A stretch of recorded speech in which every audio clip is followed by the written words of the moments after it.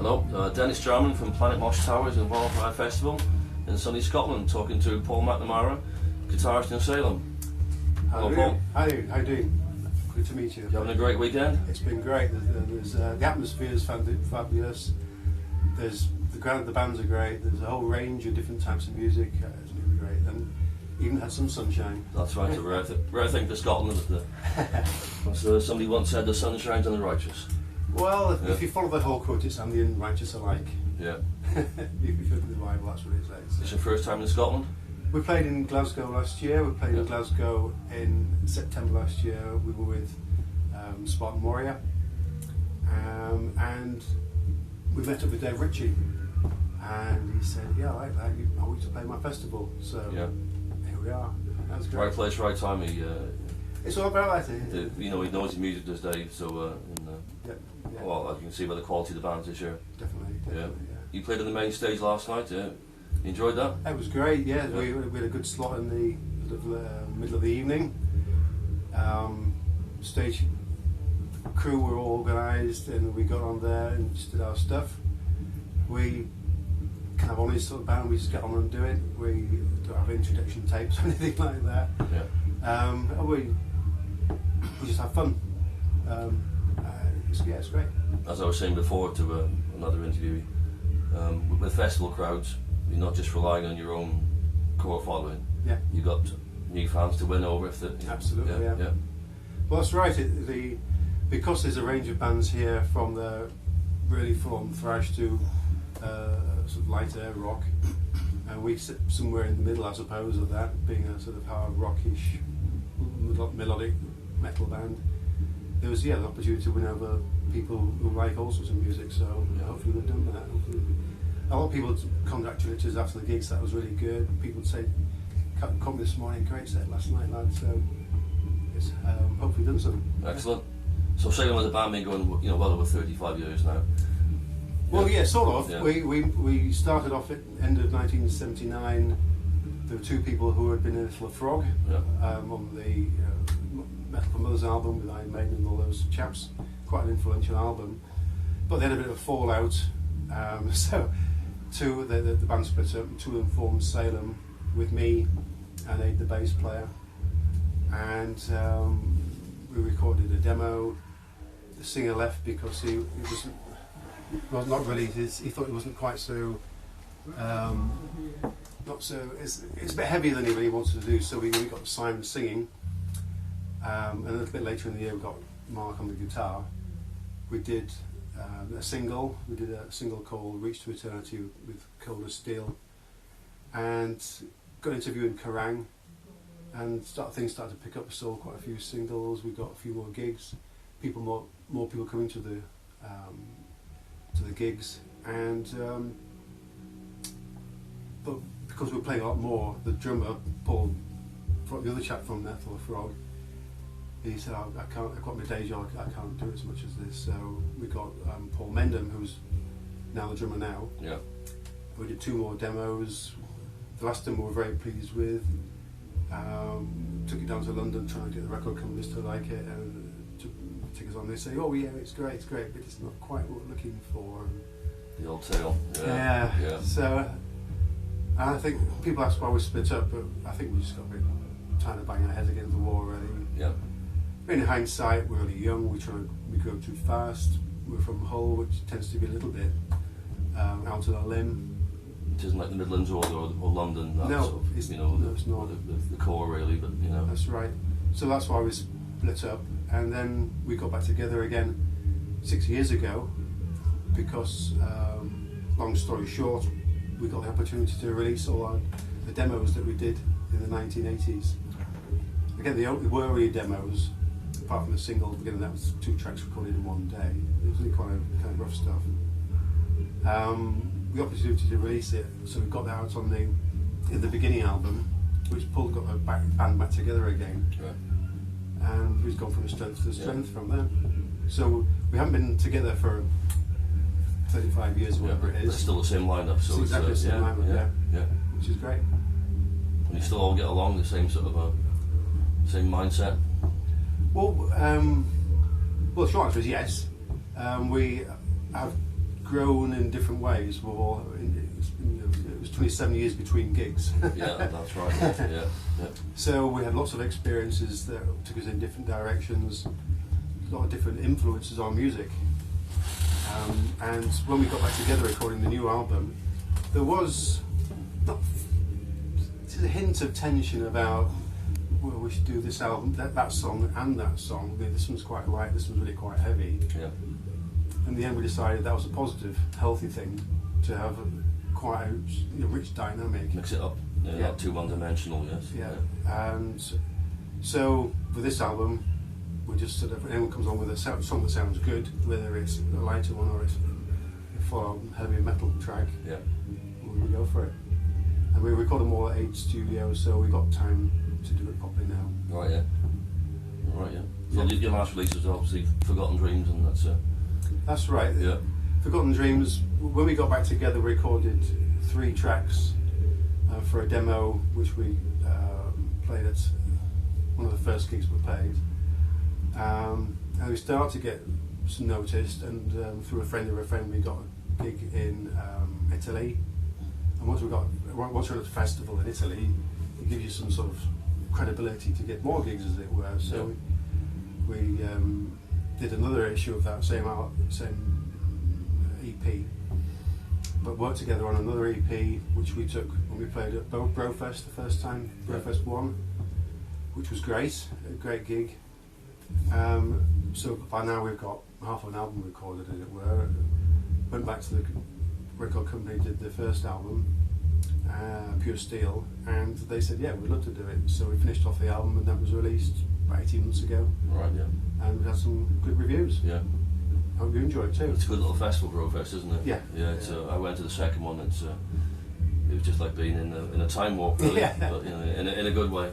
And it's great. Yeah. It's not just people with grey hair there. There's a lot of young kids as well, which is great. That's really good.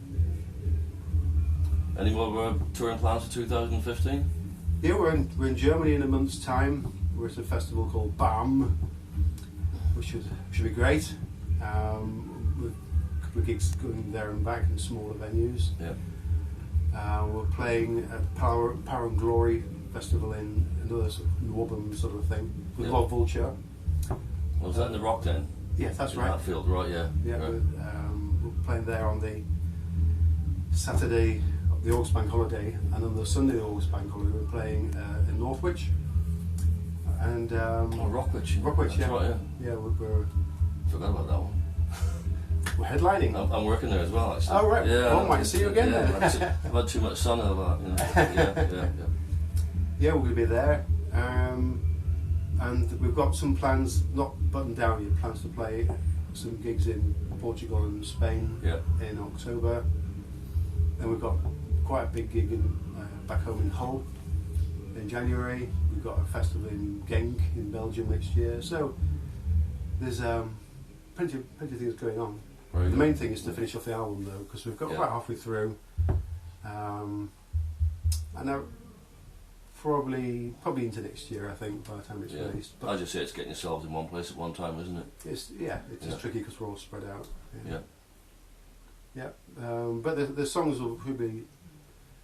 I think the lyrics have developed a little bit more as well because we've got some life experiences to talk about. Yeah. Yeah.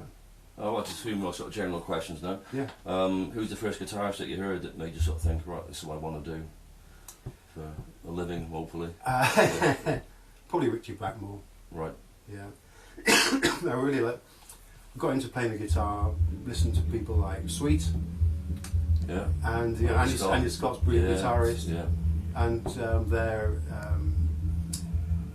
Sweet Funny Adams album is brilliant, brilliant, and all the B-sides of those. Just going to say that, yeah. Just that's great. So No You Don't and things like that. Yeah. No You Don't.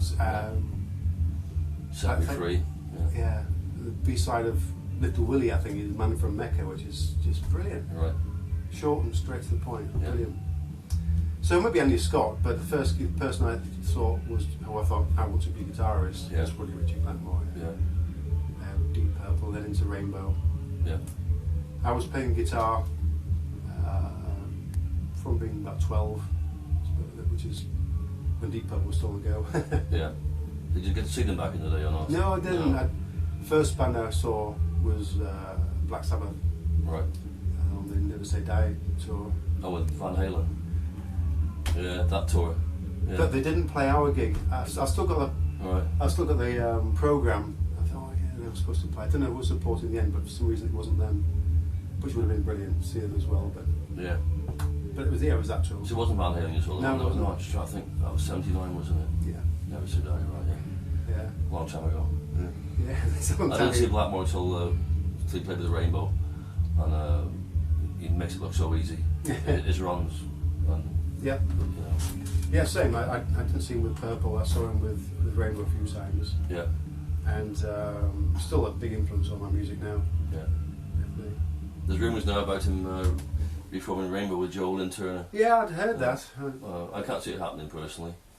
I think he's still stuck to, well, not stuck to Blackmore's night, but that's the way he went. He said he wouldn't play electric again, so I just think it's rumours really. Well, it's a good story, isn't it? Yeah, yeah. Yeah. I mean, some things should be left alone. I can't really sort of see him smashing a Stratocaster on stage these days and throwing it into the crowd. No. Yeah. I never liked that bit anyway. I thought, oh no, it's a beautiful instrument, don't break it. Yeah, that's right. Yeah. Right, another difficult question probably. Have you a favourite album of all time that you never sort of grow tired of hearing, playing? Well, yeah, it's a difficult question because there's so many. Yeah. But certainly Rainbow Rising, talking about Blackmore, is going to be one of the right up there. Yeah. But in the days when you have vinyl with two sides, you can just play right. Stargaze and Light in the Black all at once. Yeah. And but Heaven and Hell, Black Sabbath's Heaven and Hell album, that's certainly up there. I like a lot of Thin Lizzy albums. You probably tell that now in my writing. Yes, yeah. I made a point in one of your songs that the main riff is like sort of Waiting for an Alibi riff running through it. You know, the intro to that. Oh right, yeah. Yeah. You're probably thinking of High Stakes. Yeah, it probably is. Yeah. Yeah, I've never thought of that one, but yeah. He gets all his influence. Everything you listen to influences you somewhere. It goes into your brain, and years later you come up with a line and think, oh, that sounds really good. And someone says, oh, it sounds like Sam. So I think, oh yeah, so it does. I have to be careful what I write there. And there was something else. It was a sweet song. We were playing this. It sounded like a sweet song. It's a bit too much like a sweet song. Yeah, like I say, if change it a little bit. If you like Andy Scott, then it's all going to be somewhere there, isn't it? Really. Yeah. But it's, yeah. So, but I like also I like music. I like jazz, I like rock, and I like classical music. Some of that might come across in the writing too, but I try to put some jazzy chords in here and there. Yeah, just to keep on their toes. Yeah, make it interesting. Yeah. Well, that's right. Yeah. Right. Another sort of hard question. Favourite gig? Something that sort of means to you? A lot to you? What? Not one of your own. Like another band that you've seen. Yeah. Well, over the years. Yeah. While on the Rainbow track, as it were. Yeah. When we played at Donington in 1980. Yeah. I see. I missed that one. It's only one I missed in the 80s, right. And it's I couldn't get the day off work, so. Yeah. All right, now there's Judas Priest and Saxon and Scorpions. Yeah. Touch April Wine. April Wine, yeah, they're a good band. Yeah. But Rainbow, it was everyone thought the band was going to split up, and it was just a real climax to it. Oh, it's superb. Well, that was Graham Bonnett's last gig, wasn't it? Yeah. With Rainbow, yeah. Did you like the down to earth area? Yes. Yeah. I did. I think there were some people who thought it was maybe a little bit too poppy, maybe, but it's just good songs. Yeah. I mean, sort of people blame Bonnet for his image and sort of shape, but Richie wanted to write more commercial material, and that's why he was showing. Same way he shows Joel and Turner. It just progressed. And, yeah. But I like the album, but it's probably not the poppy ones that I'm so keen on. Right. But yes, it's a good album. He wrote some good stuff with Joel and Turner. It was really heavy live, so it's yeah. Any more difficult questions? No, that's it really. I'm not going to ask your age on camera. Right, that's it. That's fine. Thank you for your time. Much appreciated, all. So enjoy the rest of your weekend. Thank you very much indeed. Cheers. Thank you.